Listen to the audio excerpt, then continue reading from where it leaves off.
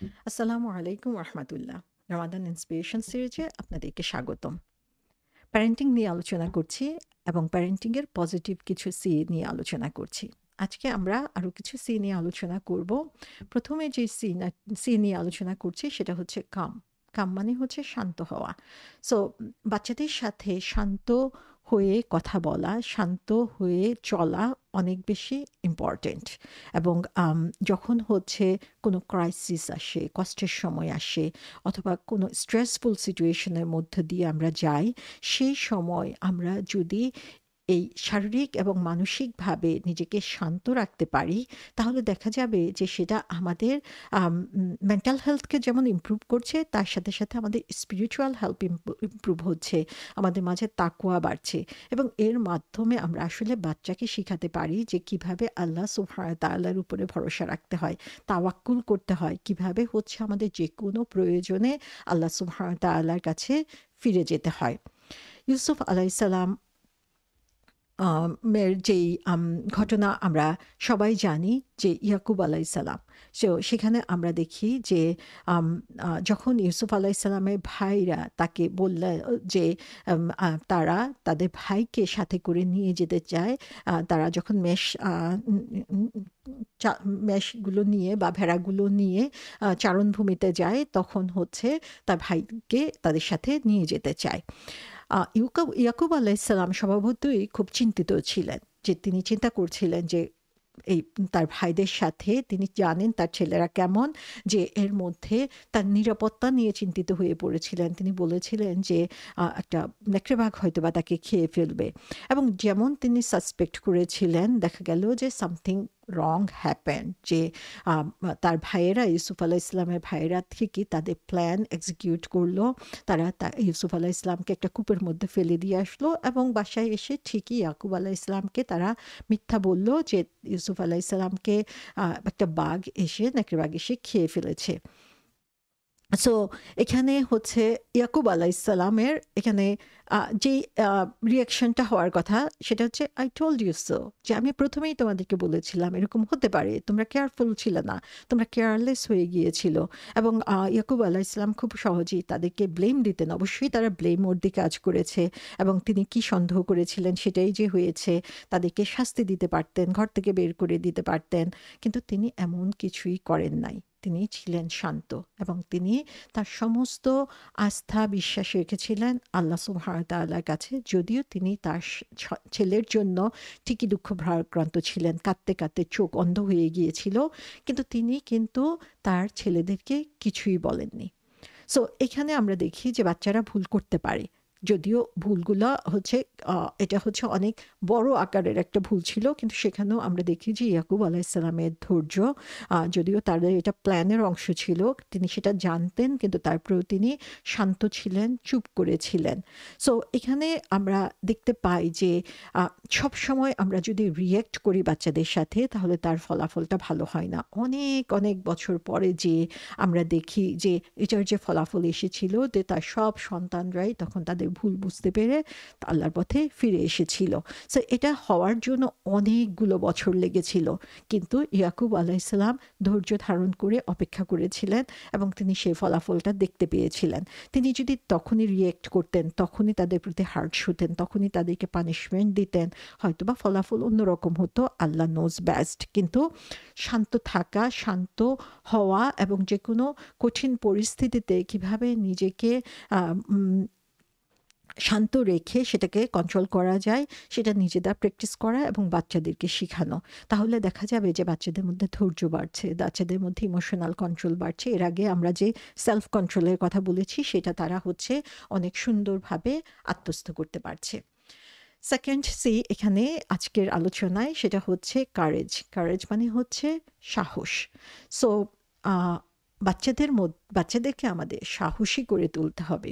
আজকের সমাজে আমরা দেখি আমাদের বাচ্চাদের মধ্যে অনেক ধরনের দুর্বলতা রয়েছে, তারা একটুতেই ভয় পায়। আগের যুগে যে বয়সে বাচ্চারা হচ্ছে যুদ্ধে গিয়েছে, সেই বয়সে আমরা এখনো বাচ্চাদের মুখে খাবার তুলে দেই।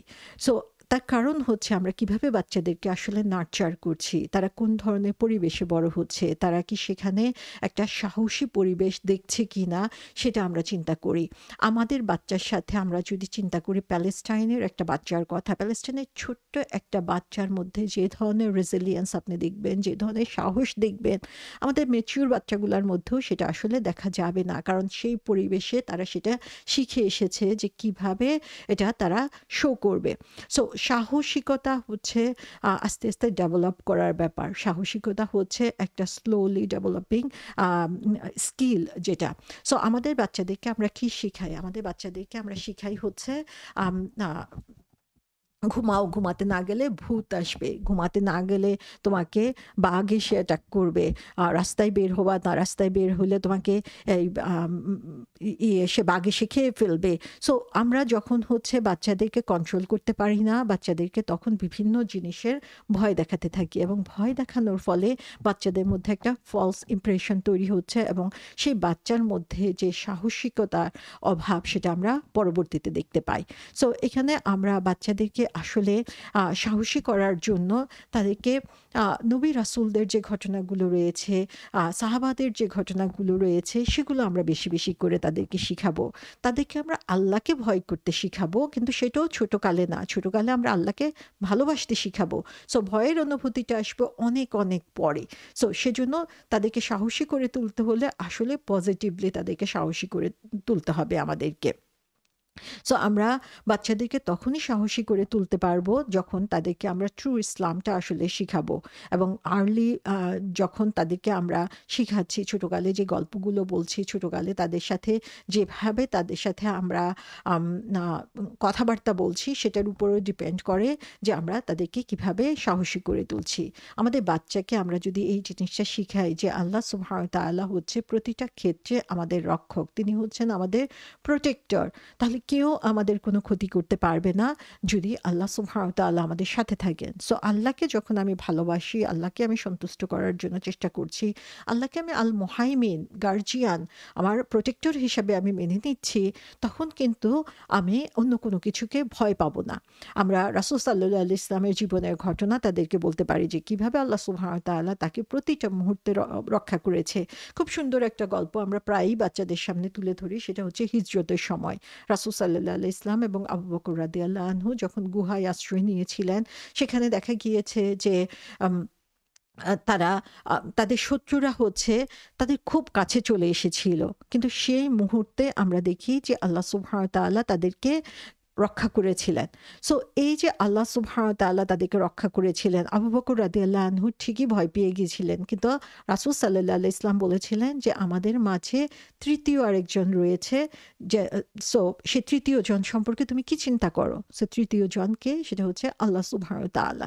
তো এখানে আমরা দেখি যে আল্লাহর উপরে নির্ভরশীলতা যত বেশি হবে তত বেশি আমাদের মাঝে সাহসিকতা কাজ করবে। তত বেশি হচ্ছে আমরা দুনিয়াবি অথবা হচ্ছে আমাদের যে মন গড়া কাল্পনিক জিনিসগুলো সেগুলোর ভয় থেকে আমরা নিজেদেরকে দূরে সরিয়ে রাখতে পারবো।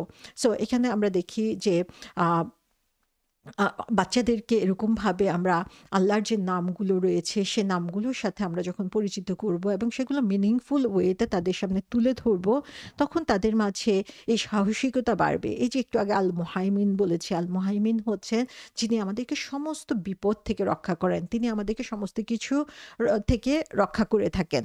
সো আমরা যদি চিন্তা করি যে যখন কোনো বিপদ এসেছে, আমরা অনেক সময় জানিও না যে কিভাবে আমরা সেই বিপদ থেকে রক্ষা পেয়ে গেলাম। কিন্তু আমরা যদি এটাকে চিন্তা করি যে আল মুহাইমিন আমাদেরকে চিন্তা করছেন, তাহলে দেখা যাবে যে বাচ্চাদের নির্ভরশীলতা তখন আল্লাহর উপরে বাড়ছে। যে আল্লাহকে সম্পর্কে সে যখন চিন্তা করবে, তখন সে আল মুহাইমিনকে চিন্তা করবে যে তিনি আমাকে সমস্ত বিপদ থেকে রক্ষা করেছেন। তাহলে আমি কেন অন্যকে ভয় পাবো? কেন অন্য জিনিসকে আমাকে ভয় পেতে হবে?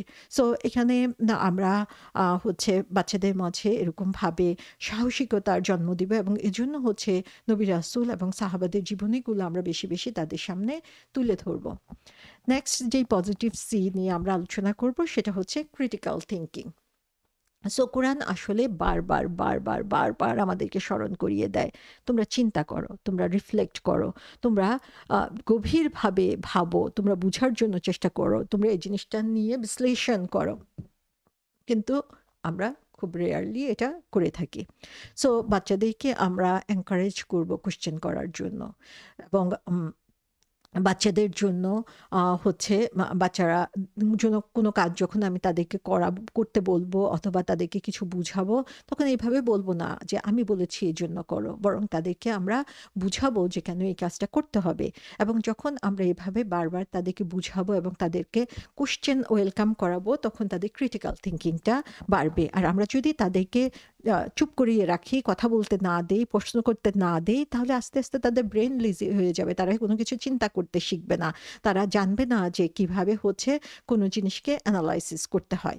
সো এখানে বাচ্চাদেরকে হচ্ছে শুধুমাত্র যে আমাদের রিলিজিয়াস বিষয়ে আমরা ক্রিটিক্যাল থিঙ্কিং শিখাবো সেটা না, বরং আমরা অন্যান্য সব বিষয়ে তাদেরকে চিন্তা করতে শিখাবো। তাহলে হচ্ছে তারা তাদের পার্সপেক্টিভ বুঝতে শিখবে, তাদের প্রবলেম সলভ করতে শিখবে ক্রিয়েটিভলি, এবং নতুন চ্যালেঞ্জ আসতে সেদিন আমার জন্য সে ওয়েট করবে না, সে নিজেই তখন এই স্কিলসটাকে কাজে লাগিয়ে সে হচ্ছে তার প্রবলেমটা সলভ করতে পারবে। সো ক্রিটিক্যাল থিঙ্কিংয়ের জন্য আমরা যে কাজগুলো করতে পারি, একটা হচ্ছে যে তাদেরকে ডাইভার্স লার্নিং ম্যাটেরিয়ালস দিতে পারি আমরা, যে আমরা বাচ্চাদেরকে শুধুমাত্র যে ইসলামিক বই পড়তে দিব এমন না, বরং এর বাইরেও তাদেরকে আমরা পড়তে দিব, যাতে হচ্ছে তারা like out of the box চিন্তা করতে শিখে এবং তারা বিভিন্ন বই এক্সপ্লোর করবে, আর্টিকেলস এক্সপ্লোর করবে, ডকুমেন্টারি দেখে সেখান থেকে তারা রিলেট করার জন্য চেষ্টা করবে আমাদের যে এডুকেশন, সেই এডুকেশনের সাথে তারা রিলেট করবে যে ধর্মীয় এবং ধর্মীয় বাইরে যে লেসনগুলো রয়েছে সেগুলোকে কিভাবে আমরা আমাদের জীবনে ইমপ্লিমেন্ট করতে পারি। সো এর মাধ্যমে হচ্ছে তাদের চিন্তা ভাবনার জগৎটা প্রসারিত হবে, তাদের আগ্রহ বাড়বে, কিউরিওসিটি বাড়বে, ক্রিটিক্যাল থিঙ্কিং ক্যাপাসিটি বাড়বে। So scientific literature, historical account, contemporary issue, এগুলো নিয়ে তাদের সাথে ডিসকাস করা, তাদেরকে এগুলো নিয়ে চিন্তা ভাবনা করতে দেওয়ার সুযোগ আমাদেরকে দিতে হবে। সেকেন্ড যেটা হচ্ছে ওপেন ডিসকাশন প্রমোট করা। আমরা বারবার এই জিনিসটা দেখছি, কমিউনিকেশনের মধ্যে আমরা বারবার দেখেছি, ক্রিটিক্যাল থিঙ্কিংয়ের মধ্যে আমরা দেখছি, সেলফ কন্ট্রোলের মধ্যে দেখছি, প্রত্যেকটা জায়গায় যে ওপেন ডিসকাশন। সো এটা আমাদের জন্য অত্যন্ত গুরুত্বপূর্ণ যে আমরা আমাদের বাচ্চাদেরকে প্রশ্ন করতে আগ্রহী করে তুলব, তাদের যে তাদের যে চিন্তা ভাবনা সেটা ফ্রিলি যাতে তারা এক্সপ্রেস করতে পারে, সেটা আমাদের ফ্যামিলি ডিসকাশনে, ক্লাসরুম ডিবেটে, কমিউনিটি ফোরামে, যেভাবেই হোক সেটাকে আমরা এনকারেজ করব। থার্ড যে জিনিসটা সেটা হচ্ছে যে ক্রিটিক্যাল কোশ্চেনিংকেও আমরা এনকারেজ করব, যে আমরা তাদেরকে দমিয়ে দিব না, আমরা তাদেরকে চুপ করিয়ে দিব না, বরং তাদেরকে আমরা আইডিয়া নিয়ে আসতে দিব। তারা হচ্ছে যে জিনিসগুলো নিয়ে কনফিউজ, সেটা নিয়ে তাদেরকে আরেকটু রিসার্চ করার সুযোগ দিব, তারা নিজেরা সেখান থেকে কিছু বের করে নিয়ে আসার জন্য চেষ্টা করবে। মডার্ন এডুকেশন এবং রিলিজিয়াস টিচিং, এগুলোর মধ্যে হচ্ছে আমরা ইন্টিগ্রেশন করার চেষ্টা করব, কোঅর্ডিনেশন চেষ্টা করব, একটা থেকে আরেকটাকে দূরে সরিয়ে দিব না। সো এর মাধ্যমে আমরা আসলে এডুকেশন এবং ক্রিটিক্যাল থিঙ্কিং এই দুইটা জিনিসকেই হচ্ছে আমরা বাড়ানোর জন্য চেষ্টা করব। সো আমরা আমাদের বাচ্চাদেরকে জ্ঞান অর্জনের জন্য যেমন আগ্রহী করব, সেটা দুনিয়াবি হোক অথবা দুনিয়াবি এবং রিলিজিয়াস দুই ক্ষেত্রেই, এবং এমন একটা এনভায়রনমেন্ট আমরা দিব যেখানে তারা কমফোর্টেবল হবে কোশ্চেন করার জন্য, নিউ আইডিয়া এক্সপ্লোর করার জন্য। সো তারা ক্রিটিক্যালি থিঙ্ক করবে, তাদের অ্যারাউন্ডে কী হচ্ছে, অ্যারাউন্ড দ্য ওয়ার্ল্ডে সেটা নিয়ে তারা চিন্তা ভাবনা করবে, এবং তাদের এই চিন্তা ভাবনা পরিবেশ আমাদেরকে তৈরি করে দিতে হবে এবং পজিটিভলি তাদেরকে এনকারেজ করতে হবে। নেক্সট যে সি নিয়ে আমরা আলোচনা করছি সেটা হচ্ছে চ্যারিটেবল, অর্থাৎ চ্যারিটি, সাদাকা, দান। সো এটা হচ্ছে একজন মুসলিম পার্সোনালিটির জন্য অত্যন্ত গুরুত্বপূর্ণ যে আমরা বাচ্চাদেরকে ছোট কাল থেকেই দান করা শিখাবো, আল্লাহর পথে দান করা, মানুষকে সহযোগিতা করা, গরিব মানুষের কষ্ট বা অসহায় মানুষের কষ্টে নিজেও হচ্ছে যে কষ্ট অনুভব করা, সেটার প্রতি তাদেরকে তাদের ফিলিংস তৈরি করে দিব।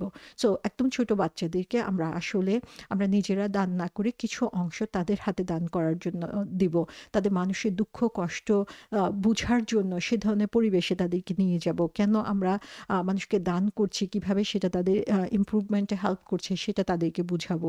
আর একটু বড় যখন হবে তখন তাদের যেই জমানো টাকা আছে সেখান থেকে তাদেরকে দান উৎসাহিত করব এবং আরো বড় যখন হবে তখন বারবার তাদেরকে আমরা রিমাইন্ডার দিব যে আল্লাহ সুবহানাহু ওয়া তাআলার সন্তুষ্টির জন্য যে আল্লাহর পথে আমাদেরকে খরচ করতে হবে। এবং এই চ্যারিটি আসলে শুধু টাকা পয়সা না, এই চ্যারিটি হচ্ছে আল্লাহ সুবহানাহু ওয়া তাআলার দেওয়া যত দান রয়েছে, যত নেয়ামত আমাদের জন্য রয়েছে, এই সমস্ত কিছু। সো আমাদের বুদ্ধি, আমাদের জ্ঞান, আমাদের শিক্ষা, আমাদেরকে আল্লাহ সুবহানাহু ওয়া তাআলা যে যোগ্যতা দিয়েছেন, সমস্ত কিছু আল্লাহর পথে খরচ করার ব্যাপারে তাদেরকে আমরা উৎসাহিত করব।